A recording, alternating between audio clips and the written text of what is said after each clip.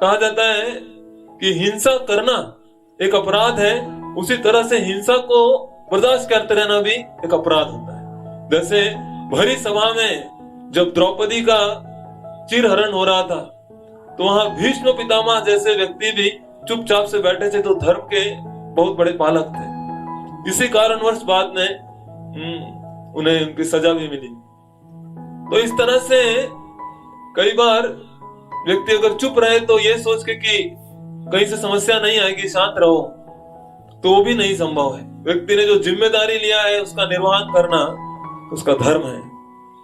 तो सन्न वाचम जगा मातु प्ररुदन सकाशम।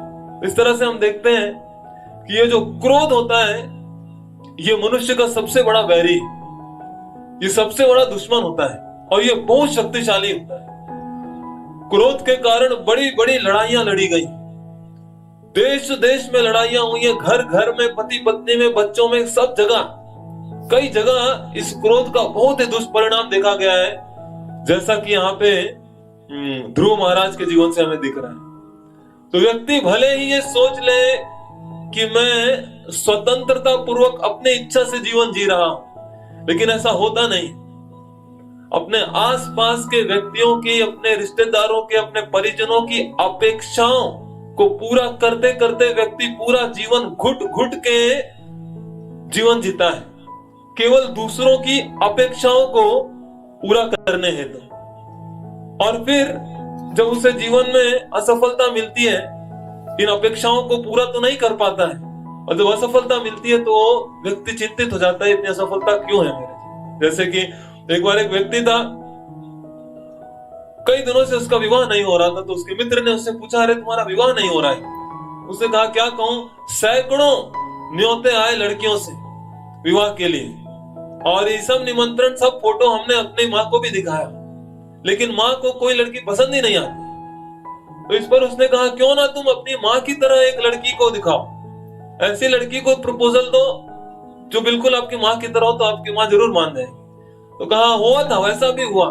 फिर वो माँ तो मान गई, लेकिन जब वो पिताजी के सामने लेके गए तो पिताजी ने मना कर दिया, नहीं नहीं, एक बहुत है और नहीं चाहिए। तो इस तरह से हम देखते हैं कि मानव जीवन तो व्यक्ति को मिला है, लेकिन ये घुटन भरा जीवन, एक दूसरे की अपेक्षाओं को पूरा करते करते करते करते व्यक्ति का पूरा जीवन चला जाता है।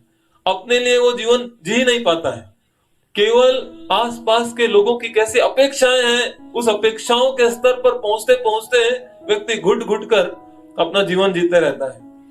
और कई बार इसी प्रक्रम में उससे ऐसे ऐसी परिस्थितियों का सामना करना पड़ता है जहां अनेक प्रकार के प्रपंच, अनेक प्रकार के क्लेश, संबंधों में तनाव, ऐसी परिस्थितियों से गुजरना होता है जिसके फलस्वरूप वो क्रोध का शिकार होता है।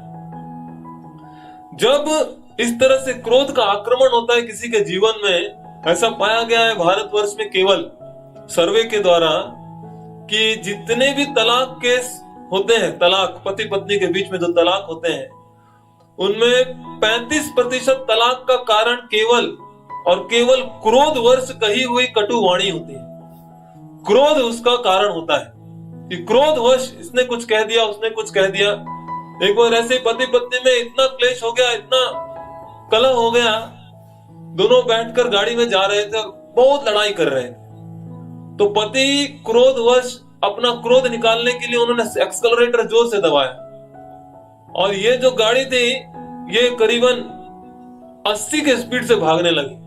तो आगे ट्रैफिक पुलिस खड़े थे, उसने रोका, उसने बोला, आप इतनी तेज गाड़ी क्यों चला रहे हैं 80 के स्पीड पर।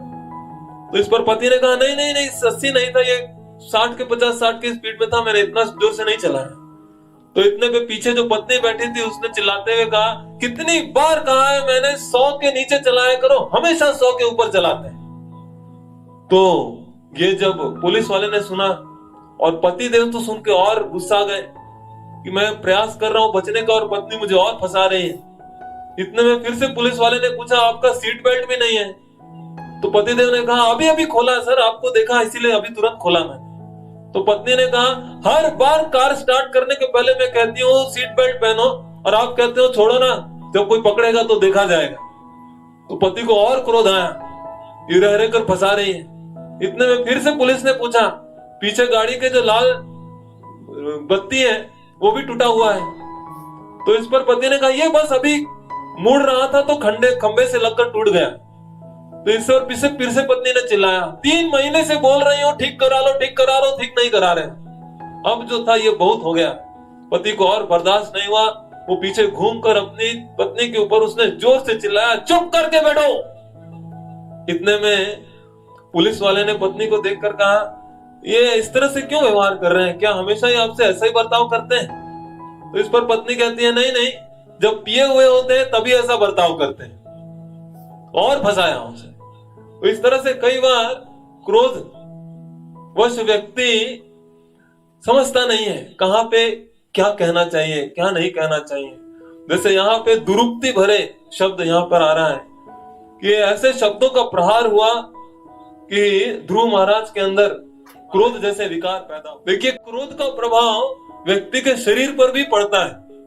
जैसे शरीर में इस तरह के कई सारे लक्षण आते हैं। इसीलिए मेडिकल साइंस में भी कहा जाता है, अगर व्यक्ति जब क्रोधित होता है तो उसके शरीर में एक बहुत विषैला प्रकार का रसायन जिसका नाम है एड्रेनालाइन, वो हार्मोन उसके शरीर पर स्त्रावित होता है, जो कि उसके शारीरिक विकास के लिए, मानसिक विकास के लिए बहुत खतरनाक होता है। जैसे कि एक सत्य घटना है, एक पति पत्नी हॉस्पिटल में क्लेश हो गया, इतना क्लेश हुआ, आपस में लड़ने लगे और पत्नी बहुत क्रोधित अवस्था में थी।